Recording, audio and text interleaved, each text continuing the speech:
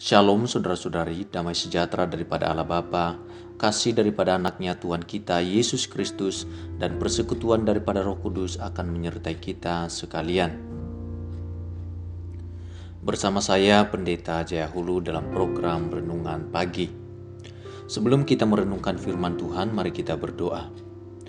Bapa, terima kasih sepanjang malam hari aku telah lalui, dan pagi hari ini aku bersuka cita karena aku berkesempatan merenungkan firman-Mu ya Tuhan. Terima kasih buat hari ini. Aku membuka hati dan pikiranku supaya aku dapat mengerti kebenaran-Mu ini. Tuntunlah aku, sertailah aku ya Tuhan. Berikan aku hikmat sehingga hidupku bisa berubah semakin hari semakin serupa dengan Engkau, dan aku dapat menghasilkan buah dimanapun aku berada. Berbicara bagiku, di dalam nama Tuhan Yesus aku telah berdoa. Amin. Mari kita lihat Alkitab kita di dalam Matius 17 ayat 22 dan 23. Pada waktu Yesus dan murid-muridnya bersama-sama di Galilea, Ia berkata kepada mereka, Anak manusia akan diserahkan ke dalam tangan manusia, dan mereka akan membunuh Dia, dan pada hari ketiga Ia akan dibangkitkan. Maka hati murid-muridnya itu pun sedih sekali. Saudara-saudari, wujud dari kasih adalah pengorbanan yang bukan dengan terpaksa, namun secara sengaja dan sukarela. Apabila suatu malam Anda sedang berjalan di lorong yang sepi dan mendadak seorang yang bertubuh tinggi besar dengan menghunus pisau meminta uang kepada Anda, kemungkinan besar Anda akan menuruti permintaannya. Saat itu Anda mengorbankan uang Anda bukan karena kasih, karena Anda lakukan bukan dengan sengaja dan tidak secara sukarela. Berbeda halnya kalau Anda melihat seorang yang lemah, tak berdaya di jalan yang sama, dan Anda memberikan uang kepadanya. Kali ini Anda berkorban dengan kasih sebab Anda lakukan dengan sengaja dan secara sukarela. Kasih yang diwujudkan dalam pengorbanan itulah yang Yesus lakukan bagi kita melalui pengorbanannya di atas kayu salib. Ia mati bagi kita. Sebagaimana yang dicatat di dalam Matius 17, jauh hari sebelumnya, Yesus sudah mengetahui bahwa Ia akan disalibkan di Yerusalem. Berarti kalau Ia mau, tentu Ia dapat saja pergi ke Yunani atau pergi ke negeri yang lain dan bukan di Yerusalem, supaya Ia tidak usah disalibkan.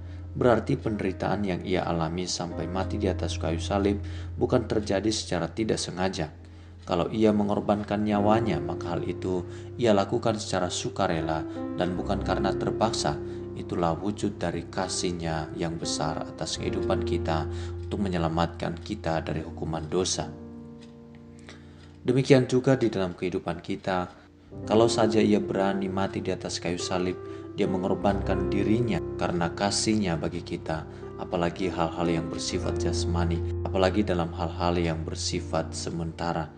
Pasti Tuhan akan menolong dan menyertai kita dan mencurahkan kasih-Nya atas kehidupan ini. Pertanyaannya adalah, apakah Anda menyadari bahwa kasih Tuhan begitu besar dalam kehidupan Anda? Mengapa demikian? Kalau demikian, apa yang harus Anda lakukan dalam kehidupan ini? Mari kita berdoa. Bapa, aku berterima kasih kepadamu karena kasih-Mu yang telah kuterima di dalam kehidupan ini. Kau telah membebaskan diriku dari kebinasaan. Melalui pengorbanan-Mu yang mulia, Engkau telah menghapuskan masa laluku yang penuh dengan noda dan dosa. Dan dengan anugerah-Mu, Engkau membentangkan masa depan yang penuh bahagia bagi diriku. Di dalam Engkau, hidupku tidak lagi sia-sia, namun penuh dengan makna. Tuhan, tolonglah diriku untuk aku mampu membalas kasih-Mu itu dengan hidup yang menyenangkan hati-Mu, yaitu dengan berjalan sesuai dengan tuntunan firman-Mu. Aku berterima kasih kepadamu ya Tuhan, untuk hari yang baru yang Engkau berikan kepadaku pada hari ini. Aku mohon agar Engkau menuntun langkahku di sepanjang hari ini dengan firman-Mu dan Roh Kudus. Jangan biarkan aku menyimpang dari kebenaran-Mu. Mampukan diriku untuk hidup melakukan semua yang harus kukerjakan dengan sempurna dan untuk memuliakan nama Tuhan. Sertailah diriku dengan Roh-Mu, dan jangan biarkan aku terjerumus ke dalam pencobaan. Aku bersyukur kepadamu karena Engkau mengajarkan aku untuk berdoa.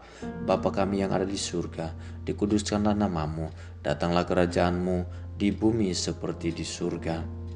Berikanlah kami pada hari ini makanan kami yang secukupnya, dan ampunilah kami akan kesalahan kami, seperti kami juga mengampuni orang yang bersalah kepada kami. Dan janganlah membawa kami ke dalam pencobaan, tetapi lepaskanlah kami daripada yang jahat, karena Engkaulah yang punya kerajaan dan kuasa dan kemuliaan sampai selama-lamanya. Amin. Saudara-saudari, bila saudara diberkati dengan perenungan pada pagi hari ini, silakan meninggalkan komentar di bawah ini. Terima kasih perhatiannya. Tuhan Yesus memberkati.